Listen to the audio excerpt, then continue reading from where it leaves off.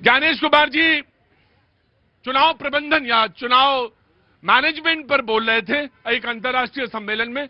दो तीन बातें हैं क्योंकि एसआईआर को लेकर बार बार जिक्र होता है, उसका मैं यहां पे एक लेखा जोखा रखता हूं।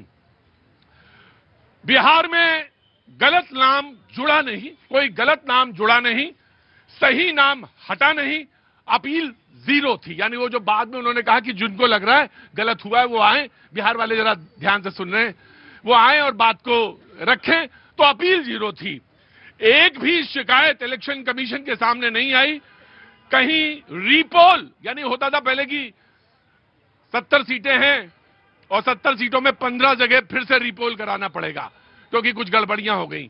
इलेक्शन कमीशन के चीफ इलेक्शन कमिश्नर का कहना है कि कहीं भी रीपोल की जरूरत नहीं हुई, वोटर लिस्ट में कोई गलत नाम जुड़ा नहीं। उन्होंने कहा कि कोई गलत नाम जुड़ना नहीं चाहिए और जो सही नाम है वो डिलीट नहीं होना चाहिए। उन्होंने बात दरअसल आगे बढ़ी है, एसआईआर पे आज बातचीत होगी।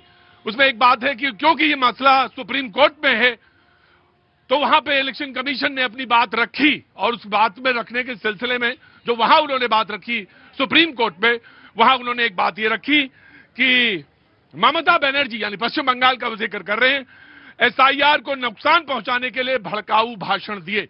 ये बात वो टीएमसी की नेता के लिए तरफ इशारा कर रहे हैं। ममता ने डर फैलाने के लिए प्रेस कॉन्फ्रेंस की और भ्रामक और गलत जानकारियां दी। ये इलेक्शन कमीशन का कहना है सुप्रीम कोर्ट में। लेकिन सुप्रीम कोर्ट ने एक बात और कही। उन्होंने कहा कि तार्किक विसंगति का कारण जो नाम डिलीट किए गए, जो नाम हटाए गए, अब तार्किक विसंगति ये कि बाप बेटे की उम्र को लेकर तमाम बातें कही गई। बाप की उम्र में बेटे की उम्र में कितना फर्क होना चाहिए, इसको लेकर बहुत सारी बातें आई हैं।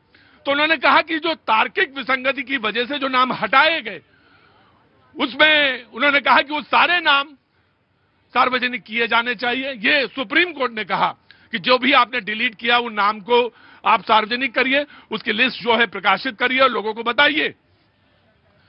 तार्किक विसंगति संबंधित दस्तावेज जमा करने के लिए भरपूर समय भी देना चाहिए। ये इलेक्शन कमीशन का ये सुप्रीम कोर्ट का आदेश था। ये बातें थी जो महत्वपूर्ण मैं रखता जा रहा हूं। यूपी में 3 करोड़ को नोटिस, जो नवदीप रिंवा साहब है मुख्य चुनाव आयुक्त यूपी के, यूपी में एसआईआर के बाद 3 करोड़ से ज्यादा लोगों को नोटिस भेजा जा रहा है। गलत मैपिंग वाले 2.24 करोड़ वोटरों को भी नोटिस भेजा जा रहा है। ये भी महत्वपूर्ण बात है। लेकिन मैं पॉलिटिकल जो लाइन है उसको रख देता हूं, उसके बाद डिबेट ओपन हो जाएगी। अखिलेश यादव जी समाजवादी पार्टी के अध्यक्ष हैं, नेता हैं। उन्होंने कहा उनके जो एमपी हैं वो 37 हैं। 24 में जो चुनाव हुए लोकसभा में, उन्होंने कहा ये जो 37 हैं ये 27 भी दिलाएंगे। यानी 2027 का जब चुनाव होगा यूपी में तो यही 37 जो हैं 27 का चुनाव दिलाएंगे। इस पर केशव प्रसाद मौर्य, ब्रजेश पाठक जी ने कहा जो वहां यूपी से हैं कि अखिलेश यादव जी दिन में जो हैं सपने देखते हैं तो सपने देखना बंद करें। ये बातचीत का एक सिलसिला था, खाका था। मैं डिबेट का आगाज करता हूं। आइए कांग्रेस। देखिए, आज जो सुप्रीम कोर्ट का जो निर्णय आया है वेस्ट बंगाल को लेकर, निश्चित तौर पे स्वागत योग्य निर्णय है ये। हाँ। और ये ही हमारी मांग थी। हाँ। इससे पहले की जो प्रक्रिया बिहार में की थी जिसको चुनाव आयोग ने नहीं माना था जी। लेकिन अब सुप्रीम कोर्ट ने जो इनको निर्देश दिया है, हाँ, क्योंकि 1,25,00,000 लोगों के इन्होंने नाम एकदम से नोटिस देकर के उनको उनके सर पे तलवार लटका दी गई है। 58 लाख लोगों के नाम काट दिए गए हैं जिनको कोई कारण नहीं बताया गया है। सवाल ये उठता है कि आप जिनके नाम काट रहे हैं, कहने की विसंगतियां हैं, त्रुटियां हैं। उन्होंने कहा कि जो बोल रहे थे इलेक्शन कमीशन, उन्होंने कहा कि 7.5 करोड़ जो है शुद्धिकरण के बाद बिहार में वोटर लिस्ट आई, तो कोई भी अपील नहीं है वहां पे। देखिए, अपील करेंगे तो लोग ही, और लोगों की अपील स्वीकार करना चुनाव आयोग और इनके अधिकारियों का काम है, जो कि किसके अधीन चल रही है, किसके इशारे पे चल रही है, पूरे देश को पता है। जब आप लेंगे ही नहीं, किसी को रिसीविंग देंगे ही नहीं, तो अपील कहां से आई आपके पास? लोग, तमाम करोड़ों लोग जाकर के अपीलें देकर के आए हैं वहां पर। कांग्रेस के कार्यकर्ताओं ने लोगों की जा करके अपील वहां पर दी है, लेकिन किसी की उठाकर के कचरे के डब्बे में फेंक दी, किसी को रिसीविंग नहीं दी और कहते हैं अपील आई नहीं है। आज ये भारतीय जनता पार्टी को एक नया भूत सवार हो गया है, लोगों से सबूत मांगने का। लोगों से, यह शुरुआत हुई थी इनकी CA NRC से, जिसके लेकर के इन्होंने तमाम तमाम दंगे कर दिए कि आप सबूत दीजिए, कब कब के आप पैदा हुए, कब के आपके परदादा, दादा परदादा, अपने कोई सबूत नहीं देंगे, अपनी कोई डिग्रियां नहीं दिखाएंगे, अपना नहीं बताएंगे, पढ़े लिखे हैं नहीं है, तुम्हारे बाप दादा कहां पैदा हुए कहां नहीं हुए, अपने कोई नहीं देंगे, लेकिन इस देश के नागरिकों से सबूत मांगते हैं। वहां से शुरू होते होते अब ये एसआईआर प्रक्रिया लेकर के आ गए हैं। किस तरह से लोगों के नाम, ये आपने जो कहा कि बाप दादा, ये वाली बात, ये किस संदर्भ में कह रहे हैं आप, और ये बात किस, क्योंकि जो भी आप बोलेंगे उसका रिलेवेंस होना चाहिए ना, तो मैं ये जानने का हक है।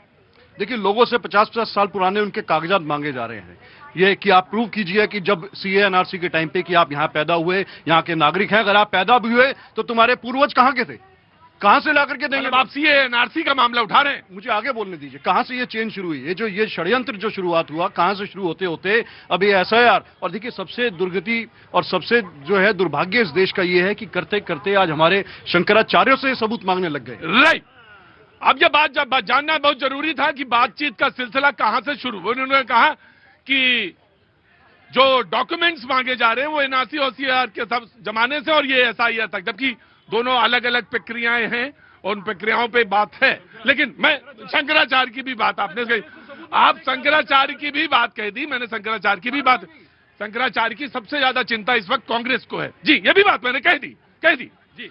देखिए भैया जी, इस देश में जो अभी सियासी बयार जो बह रहा है एसआईआर को लेकर, बिहार चुनाव संपन्न होने के बाद, अभी अंकल जी बिहार से आए हुए हैं, बिहार चुनाव संपन्न हुए लगभग 2 महीने हो चुके हैं, आज तक इलेक्शन कमीशन ऑफ इंडिया को तमाम विरोधी दलों ने एक भी ऑब्जेक्शन, न तो ऑनलाइन, अभी भाई साहब कह रहे थे कि चिट्ठियां फाड़ दी जा रही है, अब इलेक्ट्रॉनिक जमाना है, आपने क्या ईसीआई को कोई मेल किया, आपके पास कोई सबूत है? कोई सबूत नहीं है।